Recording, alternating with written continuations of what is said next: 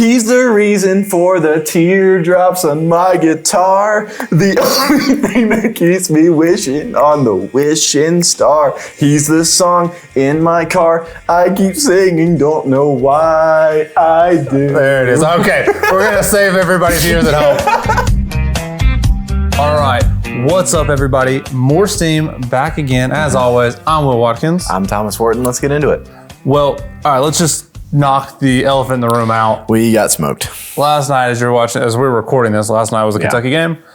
Had it for the taking, had every opportunity, and just didn't make it happen. I think historically, I don't have the specific stat, but typically, like, we split it, right? Either we win at home, we lose on the road, or vice versa. I had very high hopes going into last night. And honestly, like, the game was a lot to cheer for. Game was close. We were playing our brand of basketball, didn't try to chase them at theirs.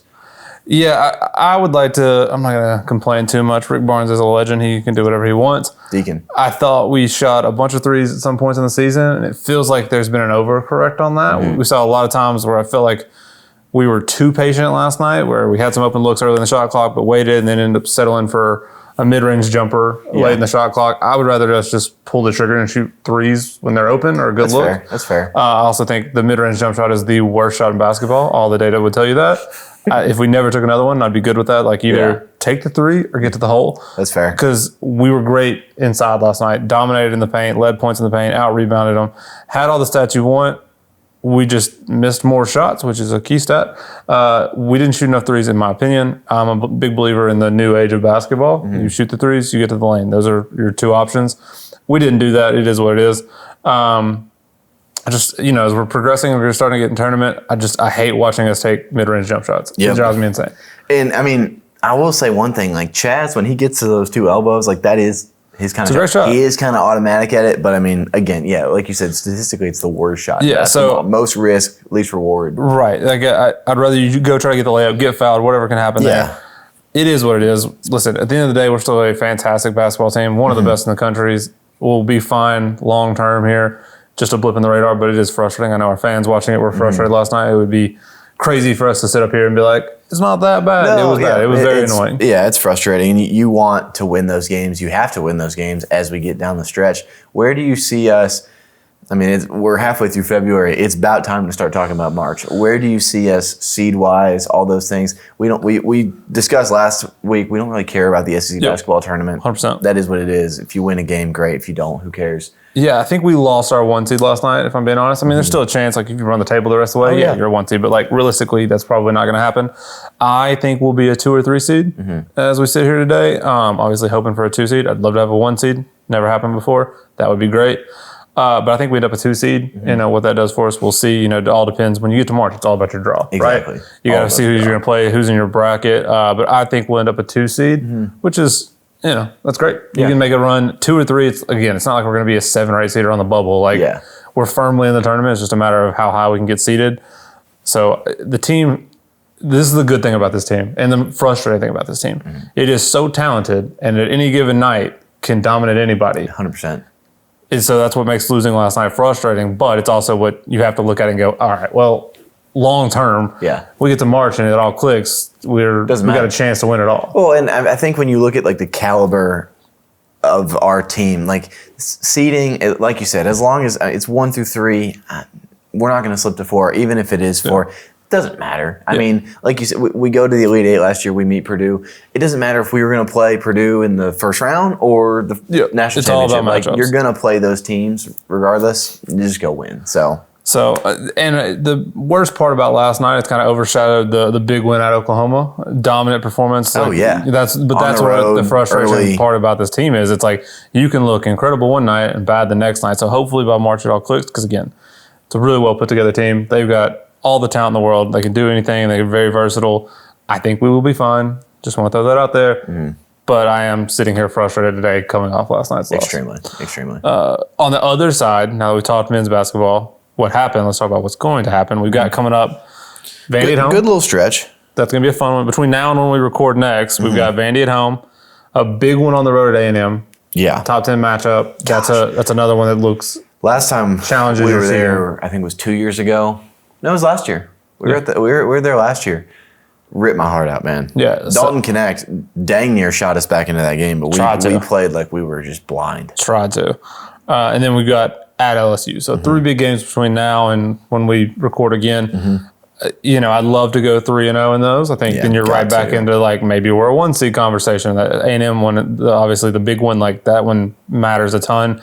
But if you get 2-1, you lose A&M. Again, you're sitting there, you're locking in a 2 seed at that point. I'll take that too. It's all about momentum too. 100%. I mean, you look at March, you have 3 games after those 3 that you just talked about. You got a big Bama at home. You're at Ole Miss, which is a top 25 team this year. And then you get South Carolina, who can't buy a conference win. Like you go, let's just say 2-1 in these 3 games. And then you have those last 3 before postseason starts. Like you need to you want to be riding hot. Correct. In the SEC tournament into March. That's totally, really all it is. Totally agree. Yeah, you don't want to go get blown out in any of them because does that kill confidence, things like that. Even if you go on the road, you lose a close one, it's not the end of the world. You're fine. Like I'll be watching to see how we rebound from the loss last night, and then even again, A&M on the road is tough. Alabama at home is going to be super tough. Like those are the 2-1. Obviously, Ole Miss is good, top 25 matchup. So like those 3 games are the ones that are kind of going to give you a real good barometer of like how we're feeling coming into March. I cannot wait to see the transition, the adjustments we make from last night to the Bama game because I think those 2 teams are very, very similar. Just high scoring, shoot crap ton of threes, all in your face, fast paced, and normally like we're built to kind of stop that as long as you can temper their offense down a little bit, then we play our game. 100%. So if we can do that, obviously being at home helps. That always, in every sport, basketball included. Very interested to see what happens when Bama comes down. I agree. Yeah, I'm excited to see this big game this weekend, non-Tennessee related, Alabama Iron Bowl against Auburn. Excited to see that one. That should be a good basketball game. Basketball Iron Bowl. I'm excited to watch that one. I think those are 2 really, really good teams. Top 2 in the country. Yeah, it's crazy to see. I actually don't think either of them are the most talented team in the country, but they are ranked 1 and 2. Who's your top? Duke? I think Duke is the most talented team in the country. Yeah. Actually, you know who should be, and I don't think enough people nationally are talking about them, is Rutgers. Okay. Rutgers has 2 freshmen? 2 freshmen that will be they might be the number 2 and number 3 pick in the NBA draft. Yeah. Wow. Like obviously Cooper Flagg's 1, but like the Rutgers 2 guys, Ace Bailey, I can't even remember the other guy's name. Like those Harper. kids are unreal talent. So like if I was going to place a flyer in March, like a Final Four team, probably throw some money on those 2 guys because like you get into March, talent can carry you a long way. Like those guys are unreal. But I think the rest of the team's not very good. But Duke is unreal. Like Cooper Flagg, incredible. I watched the really Clemson game. To watch. Yeah. I mean, he's got a real problem with slipping. Apparently, can't get any traction. I don't know why this is now. You had Zion with the shoe blowout. Now Cooper Cup Flagg can't get any traction. I always want to call him Cooper Cup. It's not football. Got to get football off the brain. Cooper Flagg can't get traction on the floor. Like Nike, what you doing, baby? Like we got to fix the shoes. For Duke specifically, we seem to have no problem. But those Duke shoes, I don't know what they're getting. I don't know. But some sort of flagship model. Who knows? Flagship. Fun. Nice. I like it. I think we will see Duke in the Final Four, but I think Auburn's a Final Four team. I just don't think Alabama is. I'm curious to see what happens. Maybe I'm wrong, but it's also just my bias against Alabama. I mean, you can't ever look at them in like a positive light. They're just they're the antithesis of us. You know, 100%. Like high scoring all the time, and like teams like that. Yeah, their upside is massive. Sky high, but like one bad night, one bad shooting night. You get a team full of white accountants shooting high, you're out. That's it. You get your 2025's version of Oakland. Yeah, exactly. You know? What was that guy? Granke? Gilkey? No, not Zach Granke. That's a baseball player. My brain is not firing. It's a today. G. I don't know. But he, I remember he went on Barstool. Yep. There you go. That's it. That's cool. the guy. Love that. All right, men's basketball over and done now. Cutting the ties there. We'll talk about them more next week. Let's talk about Lady Vols. Let's talk about Lady Vols. First time since 2007. Listen, by the way, the national media kept going with that. They haven't beat them in 17,000 years. It's like we played 4 times. Yeah, we play every week. Like, what are we doing? Which I don't know. If you're trying to bolster us, 07 kind of sounds good. It's like, oh, we finally turned the tide, but then all of a sudden, we lost 4 straight. Yeah, it was not that bad. It was not Alabama football. It wasn't that bad. That is true. But it was great to watch that. Shout out to Kim Caldwell and the girls. Oh, yeah. Ladies. We should call them ladies. Ladies. Lady Vols. Shout out to Kim Caldwell and the ladies. Kim and the gals. Was fun. Definitely not that. Definitely not that. So I was thrilled with that one. Like UConn obviously is the second best program in Lady Vols history, or in women's basketball history. Lady Vols at the top. Shout out Pat Summit. But UConn is right there neck and neck. Like undeniable history in women's basketball. And so I think it's a great statement win for Kim. We talked about last week, like, she's not taking this year for granted. And we talked about, like, it's early on in her coaching career. She's probably not the team that's going to win the national championship or anything like that. But you want to have those moments. And that was a statement win for her. And I was listening to the LSU game right before going to my Super Bowl party. And I'm like, I thought we had that one too. I mean, we're just absolutely neck and neck with these teams, which is frustrating. I'm glad we got a top 5 win. But UConn also so positive when in year one, you're right there. Yeah, you're going toe to toe with the giants in the sport right now. Like, that's unbelievable. So I think what is the Michael Jordan? The ceiling is the roof. The ceiling is the roof for Kim Caldwell. There you go. Like, I think my expectations are so much higher than I thought they could be for her. Really excited. Obviously, LSU talked about tough loss. Yeah. But again, a top 5 team. Like, I don't think anybody expected us to be competing with the UConns and LSUs this year, and here we are. Just going at them. Especially because, I mean, you look back into when Danny White made the hire, it wasn't this big spot. And people were talking about, like, Becky Hammond and, like, all of these, like, massive names around the sport of basketball as a whole, like men's too. And we're like, Kim Caldwell? Marshall? You're like, yeah, I like her brand of basketball, but she plays this weird, like, sub 5 in, sub 5 out. Like, this is crazy. This is going to work. It's working. There we go. Shout out to Danny White. Good hire. Let's go. Looking down the future for the Lady Vols, you got Auburn tomorrow as we record. So probably tonight or yesterday, when this comes out. Ole Miss Saturday or Sunday, and then Alabama's got a good women's basketball too. Got a tough one coming up for them. You got Florida, Kentucky's got a good women's program right now, and then Georgia around the season. I think very similar to the men's. Like, for me, it's about, all right, how do you build on the momentum you have right now with the win over UConn, close loss to LSU, again, premier programs? Can you close that out with a really strong finish? And then can we go make some noise in the tournament? There you go. That was my question to you, is like, where does this team, as good as they've been, as much as they've smashed expectations, what's their ceiling? Like, what is a realistic ceiling? I think a Sweet 16 is a win, in my opinion. 100% for them. Like, that's like kind of my goal when I'm sitting here. Like, I don't have expectations that they win the national championship. I would love that, obviously. But I think if you tell me this team is a Sweet 16 in year one, buddy, watch out. Like, when we start getting these new recruiting classes in, what we do in the portal, like, we can really kind of bring this back to where it should be. So I think a Sweet 16 this year, and then anything after that, obviously, I'm just celebrating from the rooftops. House money. Yeah, right? I think that would be a great season for her. But the girls are playing really, really hard. They're fun to watch. There's a real chance that they close the season 5-0 too, or 6-0. Excuse me. I mean, there's a real chance that happens. I'm rooting for it. They're fun to watch. Like I said, watched a lot more Lady Vols this year than I have the past couple of years. Just the style of play, the way that they're running, the way that they're keeping that pace. The sub 5 on, sub 5 off allows us to do some really interesting things from a pace standpoint. So I'm having a blast watching them. Everybody that should be watching them, if you're not, also. I love the Summit Blue stuff. Oh, yeah. Give me more Summit Blue and everything. I love that Heupel has embraced that with the accents and one of the jerseys. Could we see it with baseball? I don't know. Love that. I think I would love it. That would the softball jerseys are awesome. I know I am speaking blasphemy here. Oh, no. I would love a Summit Blue football alternate jersey. Maybe it's just for like the spring game. Like, you don't have to necessarily wear it, but like, buddy. You're talking like full on blue. Full blue, orange numbers, white piping around them, buddy. I've seen some stuff on Twitter. I've seen some mock-ups. Chad Fields. Okay. I would love to see that in real life. I don't know. I'd have to lay eyes on it. Give me a couple of them. Like, so imagine this spring game. Quarterbacks come out in the Summit Blue. That's their red jersey that game. That would be sick. Yeah. And then we could sell them and make a bunch of money for the Vol Club to pay the athletes. But maybe giving some ideas here. Just anybody, who we need to recruit is Big Nick. I see he's wearing. He's got one. He's got a Temu version of that one. I don't know where he got it. Definitely not from the Vol Shop, which is where you should be getting your jerseys. Look at the Vol Shop for your player NIL jerseys. Shout out to the Vol Shop. Let's go. No free ads, but free ad for them. No free ads. We love them. And if you want other stuff, Vol Club Outfitters right downstairs from where we don't have player jerseys. Yeah. But we do have jerseys, everything else you need from basically anything possible. And some new stuff on the horizons. There's some new polos coming out that I'm going to tease right now that I can't talk about. But they are Grayson branded and they are unbelievable. They will be coming. Solid. All right, basketball, closing the chapter there. You know what starts this week that kind of slipped up on me, if I'm being honest? Yep. Baseball. Baseball. Did you Baseball know season. baseball happens the same day as Valentine's Day? That's crazy to me. Absolutely insane. Like we are starting a spring sport. Literally, it's pouring rain outside and it's cold. I gotta be honest. I've been married for a while. Kind of forgot that Valentine's Day was Friday until just now. Well, now you know. You're welcome, Chelsea. Whoops.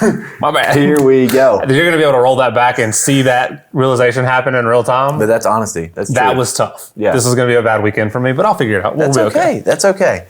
Yeah, opening day, middle of February. It's cold. You know, the northern teams, when they start this early, they come down here. Yeah. What a solid disappointment for Hofstra to be like, oh, it's going to be warm in Knoxville. Nope. No, it's not. It's going to be miserable. Half of our stadium is still in shambles. It looks cool, but sort of. I mean, it's still There's a the real skeleton of it. construction vibe going on there. That's what we're going for this year. It's a construction chic, so just get used to it. Yeah, there you go. It's going to be. I went over there recently and I was like, "Are we playing in this?" They're like, "Yeah," and I was like, "Oh, okay." Yeah. I mean, 2026.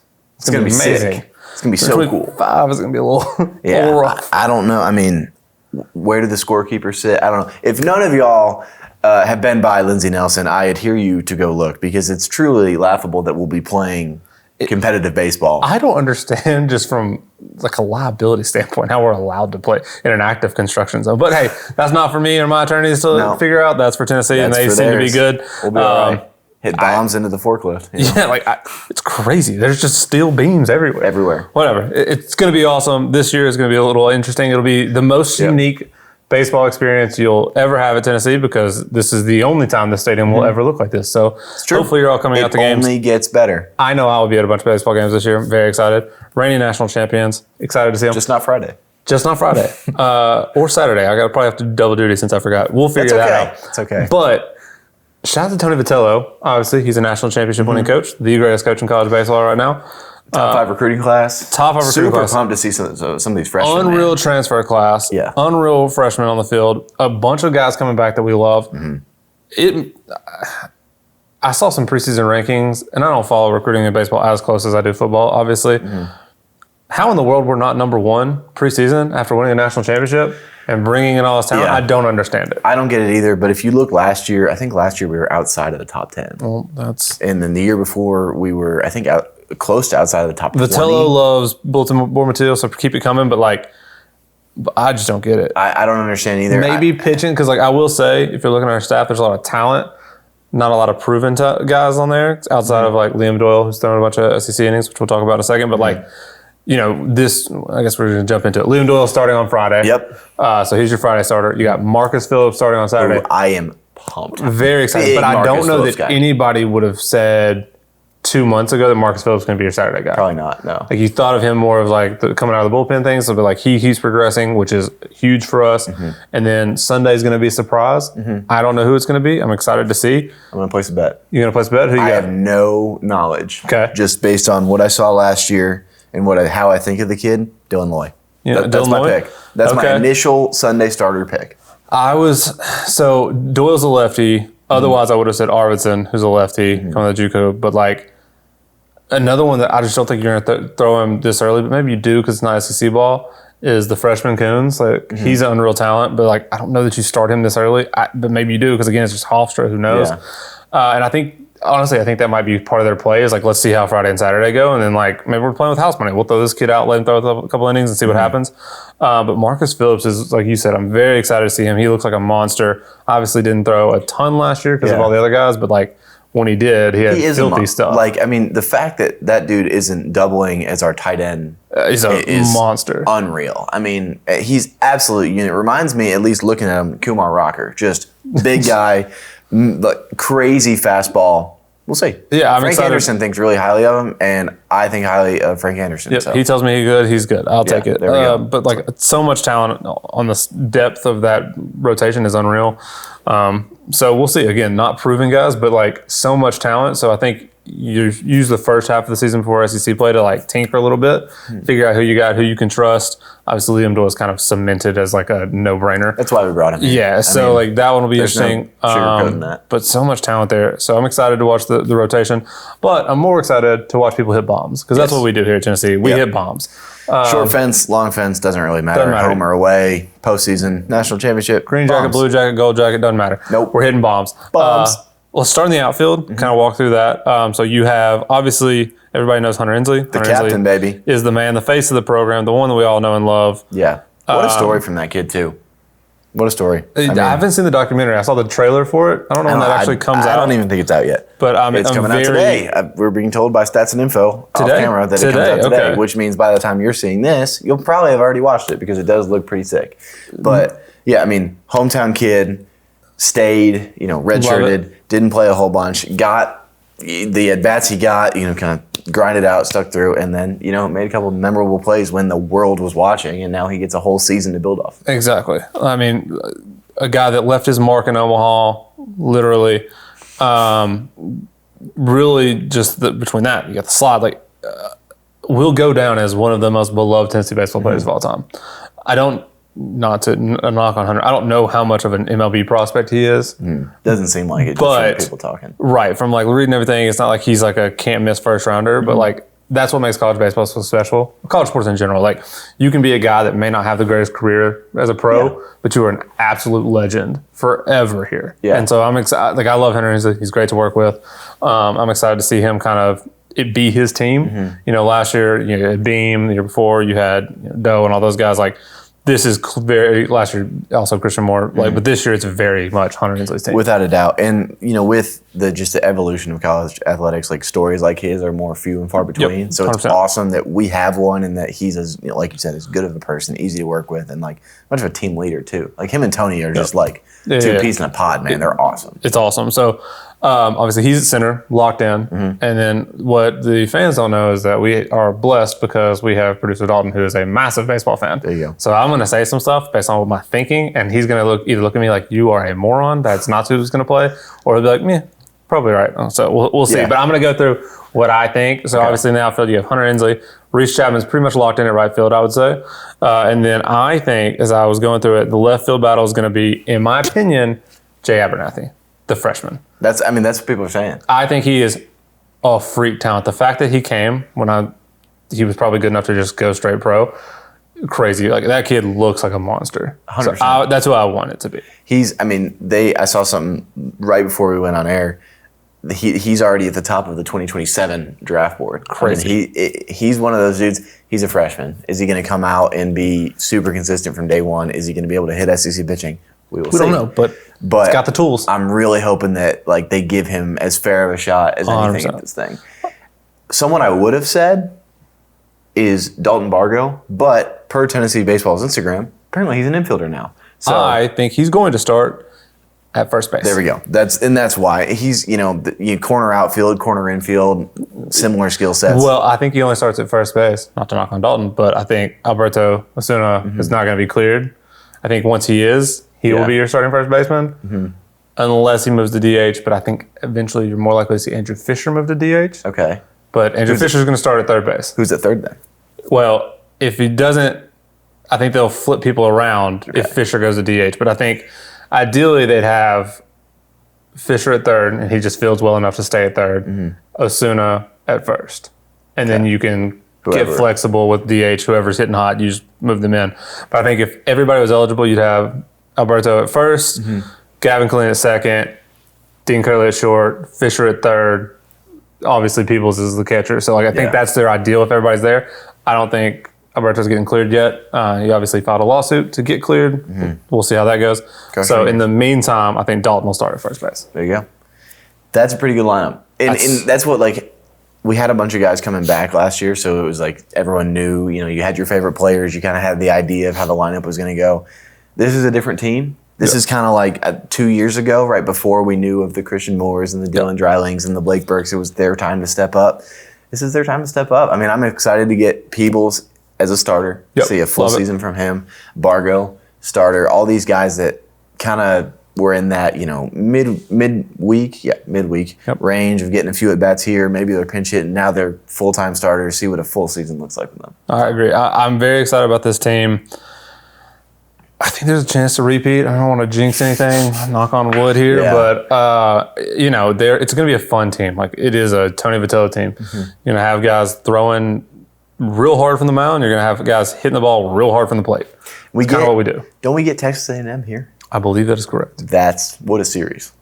There's going to be a lot of chance at them because they tried to hire our coach, but whatever. Yeah, we still got them. Let's one quick prediction, and we'll do more predictions as we get into baseball a little bit more invested. Who's going to lead the team in home runs?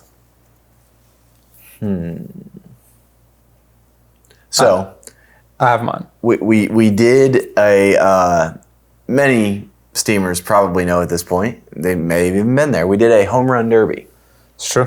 And to seed that home run derby, we analyzed we just counted up the home runs that they hit last year. Yep. Of the people that are on the team this year, do you know who hit the most home runs last year? Hunter Hensley. No. Andrew Fisher. Ah. And you might say, well, it wasn't at Tennessee. It was Ole Miss. Still SEC pitching. So I think he's probably my early favorite. Yes, that's my guess. I can see Curly too, realistically. Yeah. I would honestly, I might say Osuna, but I don't think he's going to play enough games because of the eligibility issue. But I do drop bombs. Oh yeah. But I think it's Andrew Big old Fisher. guy. Andrew Fisher's got a beautiful swing, textbook. He's all the fundamentals you want. Kid hits with power. I think it's Andrew Fisher if I'm sitting here today, but we'll see. There you go. Producer Dalton, do you have a guess, a prediction? Reese Chapman. Reese Chapman, Producer Dalton. Which I was not my pick. Not going to claim that by any means. Is definitely a player here. He's a guy. He's kind of the home run strikeout guy, stereotypically, right? Hits for power, not for average. Give him at bats, man. You give that dude enough at bats, I can see it. A 20+ home run season. We'll see. I can see it. I'm excited about him though. Again, excited for baseball season just in general. To get out there in the construction, have a couple beers or juices. Mom, I would never drink a beer. No. And just watching baseball. It's the best. It's America's pastime for a reason. I can't wait for it. Cannot wait. It's going to be awesome. So there's baseball. Open up again this weekend. Excited for that. Turning the chapter on that. We have 2 more things before we're going to get wrapped here. The first one is coming soon. We are going on the road. Not far. No. We're going to go. So as you may or may not know, the Volunteer Club has business member opportunities. So if you have a business, you should call us, email us. We can help you guys grow your business with Tennessee fans. But we have a bunch already in the pipeline that are awesome and great. We're going to go on location to some of those and try some of their food, experience some of their businesses, see what they're all about, and bring our show from there to you guys.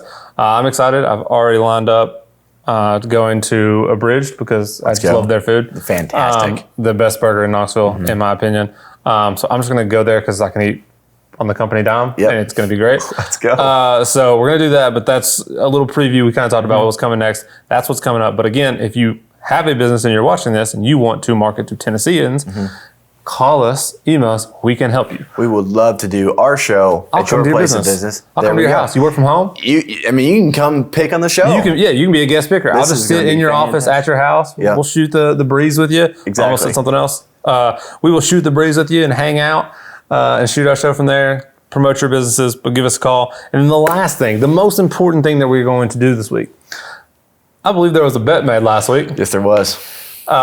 It was Eagles versus Chiefs in the Super Bowl. Obviously, the Eagles dominated. I think somebody over here predicted that to win. So to finish out the show, my man Thomas has a little performance for the Steamers. I have a performance. I got to pick the song. Yes, he did. And the bet, just to get it out in the open, in case you guys didn't watch the show last week, which I'm sure there's no one out there everyone watched. America watched. Just like America watched the Super Bowl. All-time record, by the way, 120 million people. That's crazy. So many people. That is a lot of people. That's why ads are so expensive. The bet was if the Chiefs won, which was my prediction, that you would wear a Travis Kelce jersey. And as you can see, not in a jersey. No, he's wearing a cool home field bomber, which I was trying to buy, and they're currently out of stock. Come on, early. The Eagles won in dominant fashion, and therefore Watkins won the bet, and his end of the bet was for me to perform a Taylor Swift song of his choosing. We were probably halfway through the third quarter. And a little early. the game was a little bit out of reach, and there was really no chance for old Pat Mahomes and the boys to come back. And I got a text of me, Watkins, and producer Dalton with the song Teardrops on my guitar. Yeah. Everybody loves a classic oldie. I do own a guitar and had ample plans to learn the chords. That would have been more embarrassing than what I'm about to do in front of you. And I also got really sad watching the Vols lose to Kentucky. So without further ado, All right, what's up, y'all? KG here. KG, BetMGM. No free ads. No free ads. No free ads. I have karaoke on my phone. I did try to learn the lyrics. Yep. We're going to need this acapella so we don't get demonetized, by the way. Just no music. No music. No music. I just need the lyrics because I don't want to get demonetized. I think it's going to be better if I play the music. But it's going to be funnier if you don't. It's going to be funnier if you don't. Okay, what do you think? No music? Yeah, no music. Okay. I know how YouTube works. I still need the lyrics. Oh, it's amazing. This is going to be great. It's everything I ever wanted. You can just pull up the song on like Apple Music. Oh, no, it's on. Oh, you got full karaoke, guys. It's on karaoke. I just need the pace. Ready? Okay. I had to ask who Drew was. I still don't really know. Producer Liv gave me a little bit of background, but it's not worth saying. So ready? I need the music. Do you have an AirPod? Oh no, we're going back. This is Okay. This is great. Here we Everything I go. wanted. Drew looks at me. I fake a smile so he won't see that I want. And I'm needing everything that we should be. I'm way behind. I bet she's beautiful, that girl he talks about. And she's got everything that I have to live without. Drew talks to me. I laugh because it's just so funny that I can't even see. I underestimated how embarrassing this would be for me to have to sit here through this. Anyone, man, JP Gastrell is calling me. Doesn't he know I'm performing? Anyone with he's with me says he's so in love, he's finally got it right.